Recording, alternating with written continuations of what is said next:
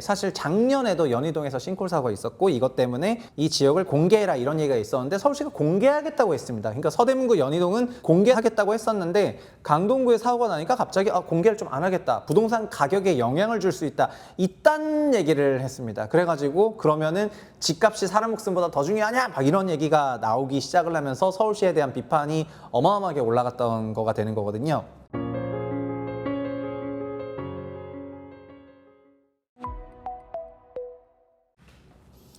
안녕하세요, 최부심입니다. 요즘 서울시 땅이 꺼지고 있습니다. 불안해서 좀 살지 못하겠다 이런 얘기를 하시는 분들이 적지 않죠. 도심 속 지뢰라고 불리는 그런 싱크홀이 서울에 3년 동안 63곳이 꺼졌다는 게 4월 중순에 나왔던 그런 기사고요. 저도 건설 현장에 있으면서 특히 지하층 공사를 많이 했거든요. 저는 골조공사가 전문이었는데 골조공사는 기본적으로 이제 토지를 굴착하면서 일어나는 거고 토지에 굴착하는 과정에서 여러 가지 변이를 많이 볼 수밖에 없다 보니까 지하층 공사가 얼마나 위험한지를 제가 잘 알고 있다 이렇게 말씀을 드리고 싶습니다.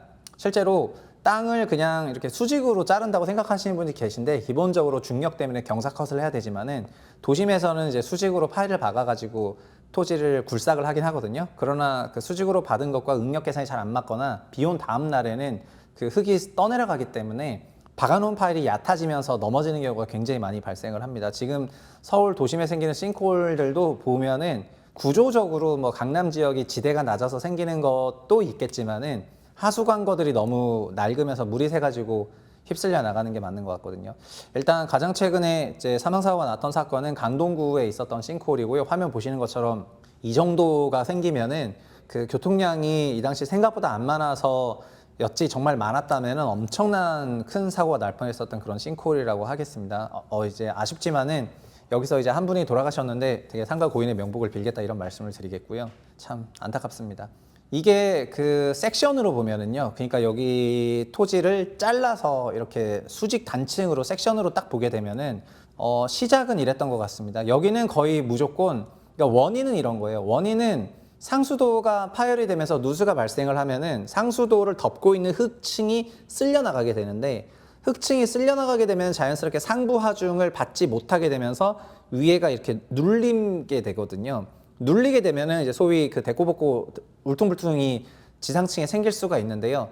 통상은 그 정도로 끝나요. 통상은 그 정도로 끝나는데 여기는 뭐였냐면은 9호선 연장 공사를 하고 있는 그 터널 위 상부였기 때문에 이 눌림이 결국 이 하부가 비어있는 부분이 되는 거거든요. 터널로. 그래서 실제로 단층을 끊어봤을 때 이 사고 현장이 어떻게 돼 있었냐면은 흙이 이만한 면적이 그만한 면적이 꺼질 수가 없잖아요. 밑에가 꽉 차 있다면은 그 밑에가 공동화되어 있기 때문에 그 터널로 9호선 터널로 전부 빠진 다음에 대부분 다 여기 있고 이제 오토바이는 여기에 있었고 그 다음에 핸드폰은 여기에 있었고 CC는 여기 있었다 이렇게 이제 되는 거거든요.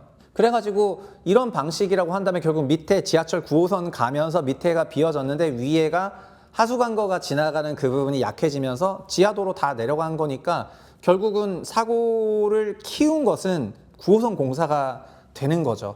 그러니까 원인은 하수도 파열로 보는 것이 맞는 거죠. 그래서 싱크홀은 대부분 하수도 파열로 생기는데 이 공사는 너무 컸기 때문에 이렇게 된 겁니다. 사실 작년에도 연희동에서 싱크홀 사고가 있었고 이것 때문에 이 지역을 공개해라 이런 얘기가 있었는데 서울시가 공개하겠다고 했습니다. 그러니까 서대문구 연희동은 공개하겠다고 했었는데 강동구에 사고가 나니까 갑자기 공개를 좀 안 하겠다. 부동산 가격에 영향을 줄 수 있다. 이딴 얘기를 했습니다. 그래가지고 그러면은 집값이 사람 목숨보다 더 중요하냐? 막 이런 얘기가 나오기 시작을 하면서 서울시에 대한 비판이 어마어마하게 올라갔던 거가 되는 거거든요. 사실은 24일 날, 그러니까 24일 날 싱크홀 사망사고 난 다음에 싱크홀 위험 정보가 담긴 그 집안치마 안전지도를 해라고 했는데 이게 이제 없었다는 거고요. 181개 도로의 집안 조건이랑 지하 상황을 종합해가지고 위험도를 5개 등급으로 분류를 하고 작년 말에 완성했습니다. 이걸 왜 만들었냐? 작년 8월에 연희동 싱크홀 사고로 한 명이 사망하셨는데 그 사망 사고가 나면서부터 자연스럽게 도심에 있는 싱크홀이 불안하고 위험하다. 이러면서 그 지도를 만들어라. 그 필요성에 만들었는데 그거를 공개 안 하고 있었던 거가 되는 거죠. 근데 그 싱크홀을 총 정리를 한 거는 JTBC가 굉장히 심층 기사를 썼었는데요. 전반적인 싱크홀을 다 정리하면 이런 겁니다. 50% 이상이 뭐냐면은 그냥 상하수도 관 손상으로 그 유실이 발생하는 것입니다. 물이 흙을 씻겨 나가면서 흙이 밀실하게 다짐돼 있지 않고 약한 다짐돼 있으니까 위가 눌리는 거거든요. 이게 제일 큰 거고요. 특히 상수관 손상보다는 하수관 손상이 42% 훨씬 크고요. 그 다음에는 이제 매설을 했는데 다짐을 덜 다진 거죠. 그러니까 밑이 성근 상태가 되는 것입니다. 다짐 불량으로 그렇게 된 거고요. 그리고 굴착공사 부실이라거나 아니면 기타 매설물 손상이거나 이런 것들이 문제가 되는 것입니다. 이런 결국엔 이게 다 인재라는 거가 되는 거가 되겠습니다. 이 싱크홀의 원인에 대해서 그 종전에 얘기했던 많은 주장들은 그러니까 한강이라든가 이런 데에 대한 대규모 싱크홀을 걱정하시는 분들은 첫 번째가 이제 그 지하수론이 있는데 지하 공사를 많이 하게 되면은 실제로 지하수 플로우가 바뀌게 됩니다. 그러니까는 지하를 어느 정도 팠을 때 이런 플로우가 바뀌냐면은 터널류 아니면은 초고층 빌딩의 지하 소위 5, 6층을 파야 되는 그 정도 깊이로 지하를 파게 되면은 지하수 레벨이 달라지거든요. 그러니까 지하수가 존재하는 것 때문에 지하수에 차벽을 설치하고 그 물이 들어오지 않도록 건물 구조체를 올리게 되는데 그러면은 물이 오다가 그 차벽 관거를 만나면서 그 물이 다른 데로 가게 되겠죠. 다른 데로 가면서 새로운 것을 닳기 시작하는데 그 새로운 곳을 닳기 시작하면 그쪽에 싱크홀이 생길 수가 있는 것입니다. 그래서 대규모 시내 오피스 공사를 지하 깊숙이 하게 되면은 지하수가 정말 크게 변하게 된다 이렇게 이제 볼 수가 있는 거고요. 두 번째가 노후 하수관론인데 노후 하수관론은 이제 최명기 교수라는 분이 얘기했는데 이제 지하수 레벨이 변했을 때 싱크홀은 정말 큰 거고요.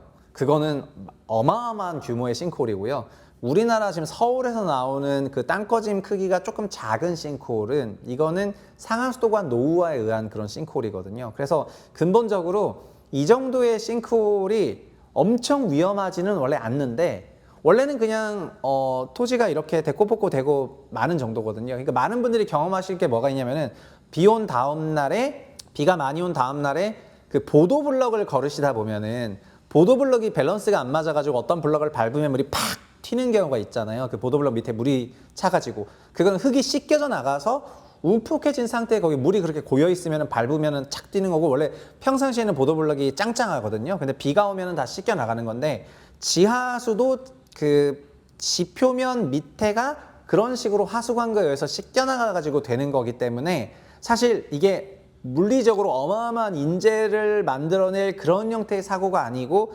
생겨도 그래도 조금 덜 생기는 건데 근데 위에가 그 아스팔트인 경우에는 이게 아스팔트인 경우가 문제가 되는 건데 아스팔트가 점성이 있다 보니까 밑에 부분이 헐렁해져 가지고 그 응력을 다 잃어버린 상태에서도 아스팔트의 점성으로 어느 정도 버티다가 한 번에 무너지면서 사고가 크게 나는 거고 여기서 명일동은 왜 더 커졌냐면 그 밑에가 텅 비어 있었기 때문에 이제 그냥 완전히 빠져버린 거가 되는 거예요. 그러면 하수관거 사고가 가장 많다 그러면 하수관이 얼마나 문제냐면은 현재 서울시에는 총 1,800km 이상의 그 총 연장이 있는데 그러니까 10,000km 이상의 총 연장이 있는데 그중에 50년 이상 된 게 3,300km니까 전체 30%를 넘어가는 거고요. 그게 50년이고 30년에서 50년 사이도 약 2,700km니까 합치면은 절반 이상이 30년 넘은 하수관이 되는 것이죠. 그러면 저희가 하수관 지도에서 노후 하수관거가 지나가는 곳이고 특히 50년 이상 넘은 극노후 하수관거가 지나가는 도로나 길들이 싱크홀 위험지대가 되겠죠. 이런 싱크홀 위험지대 지도 정도는 다 만들어져 있을 것이고 그 만들어진 지도를 공개하면 되겠습니다. 그런데 공개를 안 한 겁니다. 그리고 이런 상황에서 지하를 파는 공사가 많죠. 위례선 도시철도 공사 있고 디지털 3단지랑 두산길 간에 지하차도 건설이 있고요. 그 다음에 동북선 지하 도시철도 공사 있고 또 국회대로 지하차도 지금 지하 다 파고 있습니다. 제가 예전에 국회대로 쪽에 살았었고 우리 아파트 앞에를 이제 다 팠었는데 국회대로 지하차도 상부공원 공사를 하고 거기 다 뚫고 있습니다.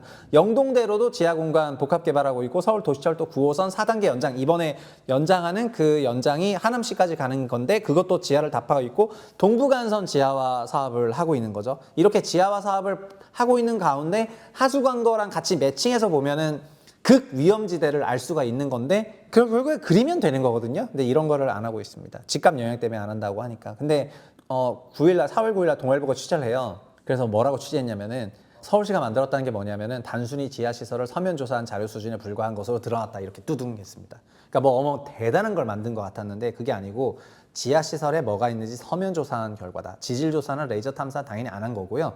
이름도 집안 침하 안전 지도가 아니고 그냥 우선 정비 구역도 이렇게 바뀌어 있습니다. 그러니까 집안 침하 안전 지도라고 해서 집안 침하에 대해서 만들었다는 게 아니라 작년 연희동 사고 이후 다음에 우선 정비 구역도로 만들었다는 거니까 서울시 머리에는 집밖에 없는 거예요. 서울시 머리에는 집밖에 없는 거고요.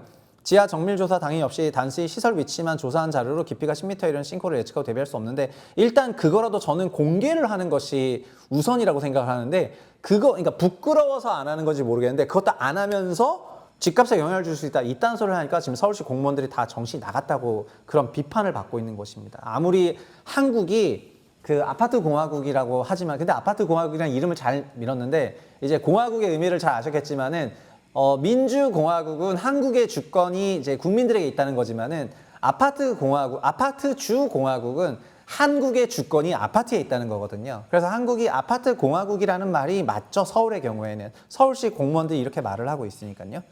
그래서 처음에는 서울시 관계자가 8일 얘기한 거는 동아일보랑 인터뷰할 때 처음에는 땅속을 파악하고 싱크홀을 예측하는 지도를 만들려고 했는데 현재 이를 구현할 기술이 없다 이런 얘기를 해가지고 하여튼 그게 문제야. 어쨌든 지금 오세훈 서울시장은 이런 맥락에서 지금 서울을 어떤 식으로 이제 그 소위 말하는 시정을 하고 있는지 모르겠는데요. 제가 생각할 때는 그 성군 박근혜식으로 표현한다면은 현재 굉장히 혼이 비정상인 상태가 된 것 같고 그래서 지금 정말 서울시 공무원들 반성을 많이 해야지 될 것 같습니다. 이렇게 하수 광고가 노후화된 거는 이게 결국에는 그 독립 경영체제인 독립 채산제 방식으로 하수도 사업을 운영하고 있는데 그래서 여기서 서울시가 돈이 없다면서 정부에 오늘 보니까 재정 지원을 또 요청했더라고요. 아니 서울시는 그러니까 엄한 사업 하지 말고 이런 국민 생활 안전의 기본적인 거를 할 거를 먼저 다 하는 그런 시도가 필요한 것 같습니다. 서울시장 뭐하는 서울시 사람들이 뽑은 거야. 나도 서울시 사람이지만 다음 선거 똑바로 하자 가자. 여기까지 하겠습니다. 감사합니다.